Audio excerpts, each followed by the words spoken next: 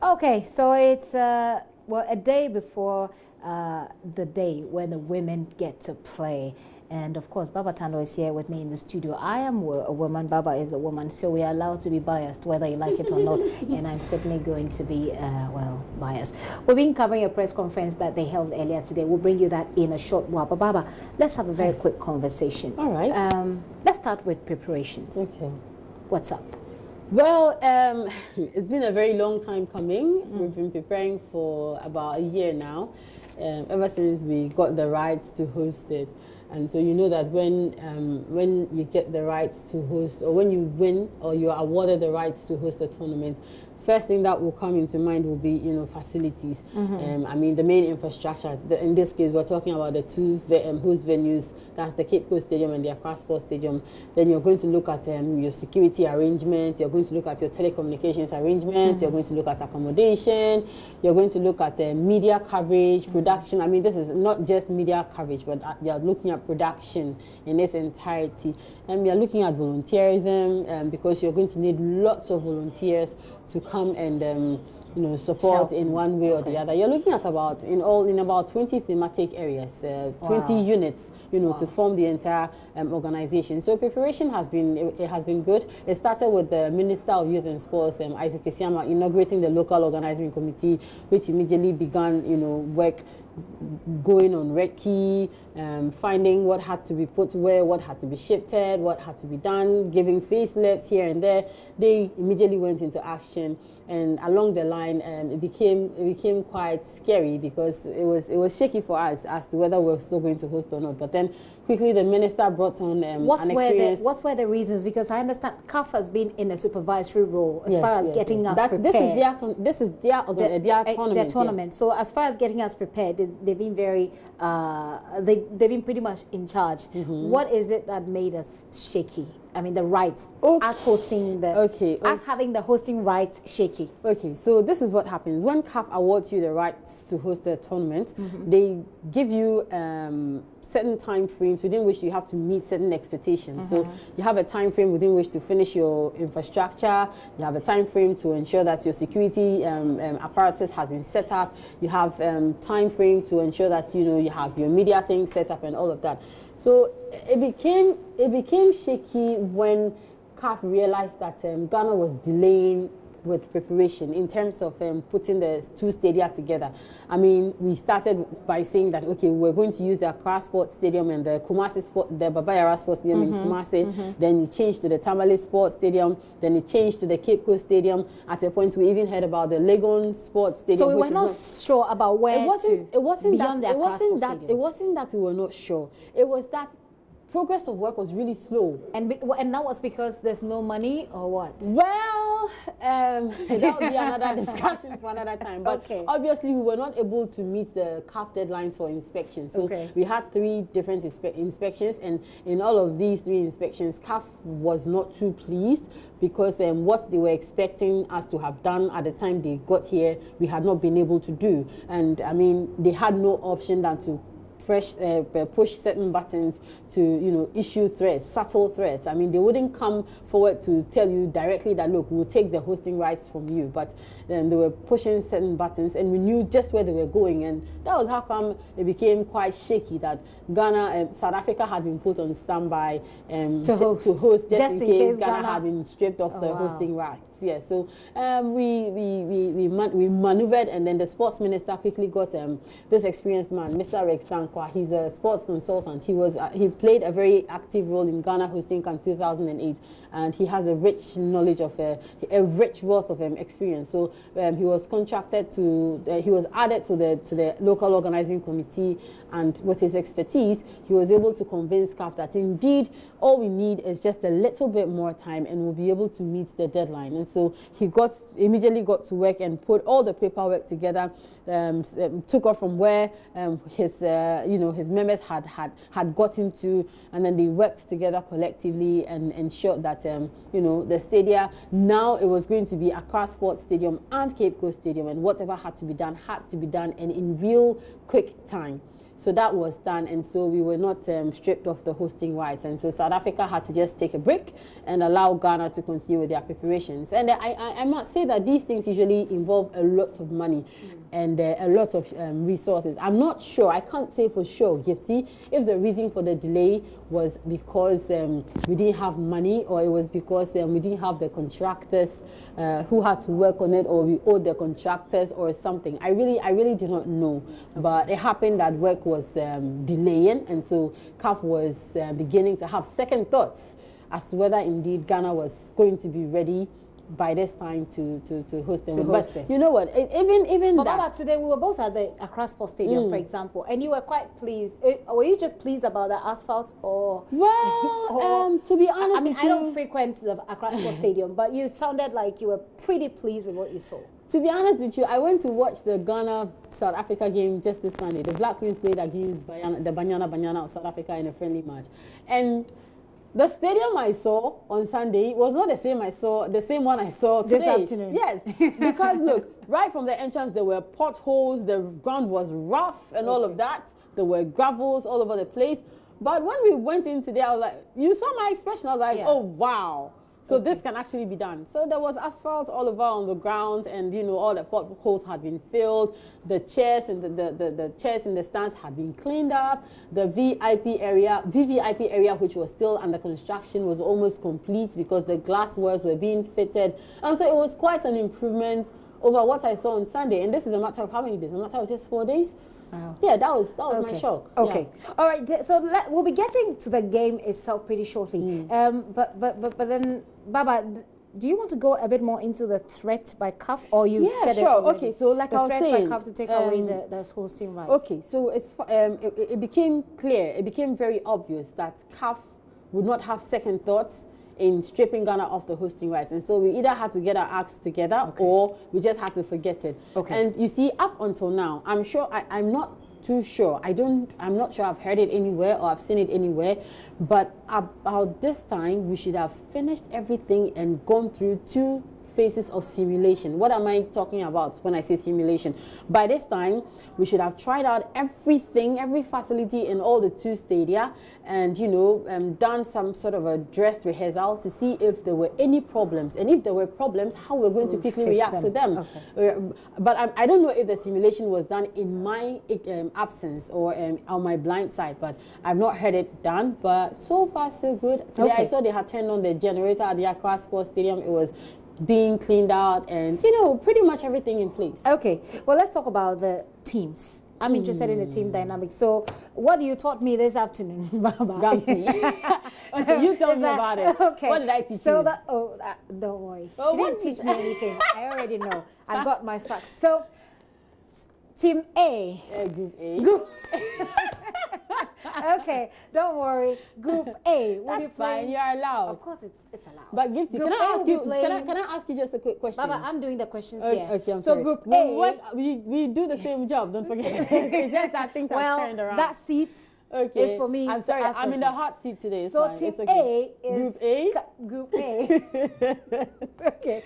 So in Group A, we have Algeria playing. Algeria will be playing Ghana. That's in the very first game. And then there's Mali, there's Cameroon, of course, Baba. That's Group A. Yes. What's in Group B? Okay, so in Group B, we have Nigeria, we have Zambia, we have Equatorial Guinea, and we have South Africa. You want me to take that again? Nigeria, Zambia, Equatorial Guinea, and South Africa. SA. Okay. SA, yeah. So let's start with our group, Group A. Exactly. Okay. Ghana will be playing Algeria tomorrow.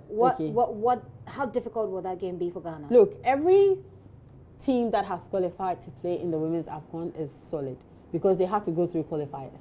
Okay. And you see, that makes Ghana's situation a bit dicey because by virtue of the fact that we are hosts, we didn't play any qualifiers. And playing the qualifiers means that you are meeting the giants on the continent. You're going to have to brave through the odds against about 5 countries to be able to get a ticket to this women's AWCON. And so every team that has qualified to be here is strong, mind you. Okay. Now, I've been, ever since the draw was done. But can we take Algeria? Okay, let's start individually. Let's do them individually. I asked Black Queen's assistant coach Mercy Tego who she thought was going to pose the biggest threat to Ghana in Group A between Algeria, Cameroon, and Mali. And she said, look, I think in Group A, Ghana is going to pose the biggest threat. Okay. That was what Mercy Tego Kwaku told me. Okay. And do you agree? I was actually shocked because I was expecting her to say maybe Cameroon. Because look, the Cameroonians have pedigree. But the guys, I mean, the male team. The Indomitable Lions? Yes, they play. I mean, they play well. They play well. But let's put them aside and look at the female team. The fact that the female team plays well doesn't mean the female team plays well. No, it's not automatic. No. Yeah. It can't be proven anywhere. The Cameroonian ladies play. You know what? They have the stature. They have the energy. Have you seen the Black Queens before? Yes. They are very, very tiny, small. Yeah, but I mean, they say the most potent potions or the most potent medicines come in small bottles, of course. So that's all right. I wonder if that can pass for football, though. But you're looking at somebody who is really taller than you, who is well built, and you're going to have to maneuver and go through that person to go and score a goal. That's when you can tell me that the most potent medicines come in small portions. But we're playing Algeria. So Algeria are one of the North African giants. Yeah, they are really good. I think we've had quite a number of problems with Algeria. They beat us in 2014 in the women's AWCON, and that was the first time we played with them competitively in the women's AWCON. We played against them and they beat us. And then they've beaten us before. Oh, they've beaten us before. Yes, that's why I'm saying that every country that is here is strong. Okay. And I was interacting with Samira Suleiman, who is one of the Black Queen strikers, as well as Elizabeth Ado Amapele, that's the captain. And I asked them, look, you guys have played against Algeria before. I mean, how do we look at their strengths against ours? And they said they beat us in 2014. We have watched that game over and over again. We managed to pick out our mistakes. Okay. We have worked on them, and we know that we are going to improve on our previous games in that particular competition to go forward. Okay. Baba, I will take a very final, thought, your very final thoughts about publicity when it comes to it. But this afternoon there was a press conference. Yeah. Let's go over there and watch how that press conference went. When we come back, we'll continue with the talk. I've been yearning for some of the clips, but some of the clips I have were very old. We have current players now. You cannot use the old blasters to judge the new blasters. If you watch an old blaster match and you want to use it for the new blaster, you might falter along the line. We know they have embarked on some series of international friendlies and they've gone out. And the current match I watched, if that is the standard, then I don't think we have anything to fear at all. And so yes, I have some knowledge about the team. But the current players, few. And so we are not the step because it's women football. And we have set the standard. In Africa, we know the women football standard. And that is what we are working towards. So yes, we know something about them. And we are taking note of everything that we have seen. Yes, 2 players were ruled out medically after we've come back from Kenya. The one picked the injury here, the other one brought it from outside. We managed it and thought they could be fit, but because the number at the camp was great and they are not fit at the moment, they missed the boat. Currently, football is a contact game. So day in, day out, once you are training, there will be knocks here and there. We call them knocks. About the experience,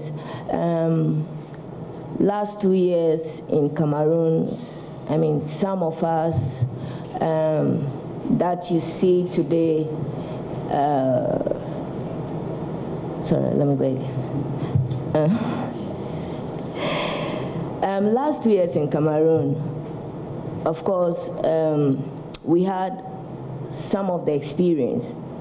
And then talking about this year, the changes, I think the only change is we have a lot of, some of us played in, outside, and I think we've earned more experience. We've learned a lot, which I think there will be different between this year AWCON and then 2016 AWCON in Cameroon. So that's, I'm just being told, Elizabeth Amapele Ado. She's talking about how much experience they've got now because they play outside. She's actually the captain of the team. She's the captain. The general captain of the team. Interesting. Yeah. And how they gain more experience and how they believe that they've played a little bit with Cameroon as well, so they're quite ready for this game. Earlier on, you heard the coach speak as well. Baba, I'm interested in what it will take for Ghana to win.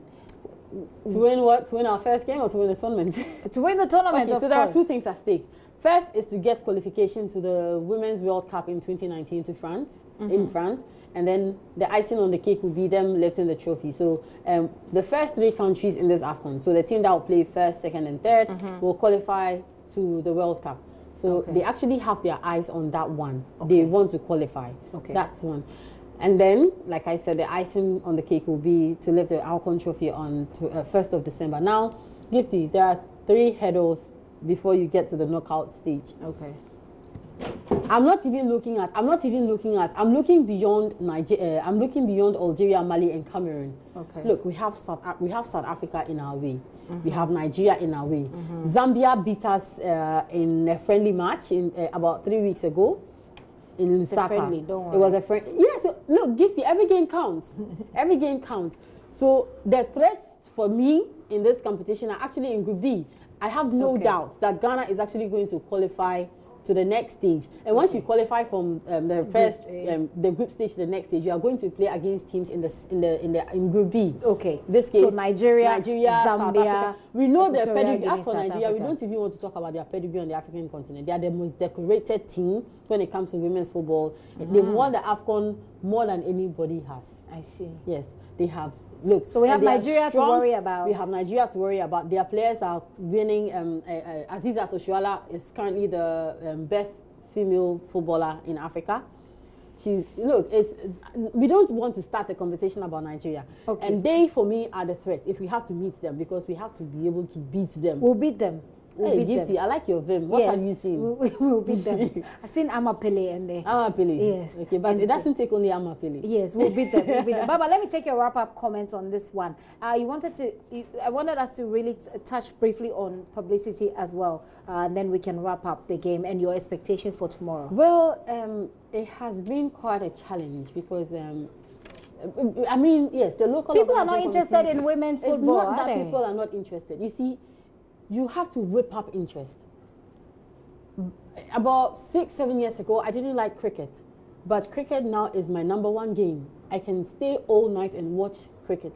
The cricket T20 World Cup is currently ongoing, and it's happening in the West Indies, and you know the time difference is crazy. But you still watch it. I stay all through the night because someone sustained your interest in it. Exactly. So you think that we have to build, whip up, build on it, and maintain or sustain the interest in women's football. How do we go about it? We will have to package women's football really well to be attractive to people. I find it a bit interesting that people are interested to see women on beauty pageants, platforms, and see them wearing bikinis and see them half naked, but they're not necessarily interested. So the bikinis and the half nakedness that you can see in football is the skills that the girls possess. And trust me, if you come to the Accra Sports Stadium tomorrow to watch the Black Queens play, I'm sure you thank me unceasingly, seriously, because I've seen these girls play, and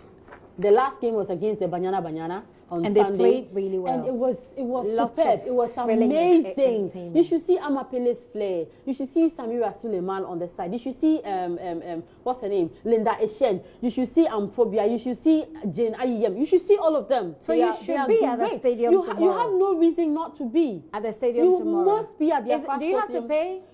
You know what? The amazing thing is only 5 Ghana cedis. 5 cedis. 5 cedis. So, and with 5 cedis, you're going to get to watch the opening ceremony for free. You're going to watch Ghana play Algeria for free. You're going to watch Cameroon take on Mali for free. Where would you get this? So it's a Saturday tomorrow, really. I don't know what you'll be doing. And you don't have to come alone. Pass by. If you're dating, family. Bring your partner. If you are married, bring your husband, your wife, bring your kids. Yeah, if you're single, you can go alone. Single, you can come with your pastor. Excuse me? You can, you can come with anybody who is interested in coming. You have to whip up the interest in the person so the person comes with you. Okay.